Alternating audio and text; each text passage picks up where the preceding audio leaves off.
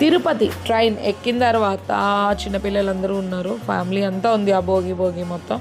So మొత్తం enjoy చేసిన తర్వాత కాసేపు ఆడుకొని ఇప్పుడు డిన్నర్ కూడా ఫినిష్ చేసేసుకున్నాము. పిల్లలకి ఫస్ట్ తినిపించేసి తర్వాత మేము కూడా ఫుడ్ తిన్నాము.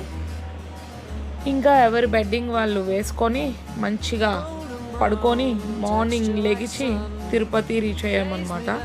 సో తిరుపతి రీచ్ అయిన తర్వాత విష్ణు నివాసం దగ్గర ఫ్రెష్ అప్ అయిపోయి అక్కడి నుండి గోవిందరాజుల టెంపుల్కి బయలుదేరాం. ఎందుకంటే మా దర్శనం రేపు.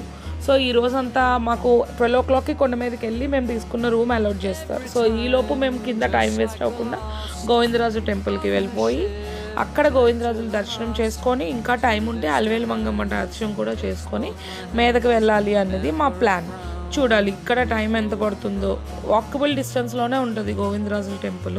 అది తెలియక చాలామంది వెహికల్ ప్రిఫర్ చేస్తారు. విష్ణు నివాసం నుంచి అయితే అవసరం లేదు, చాలా దగ్గరగా ఉంటుంది టెంపుల్లో.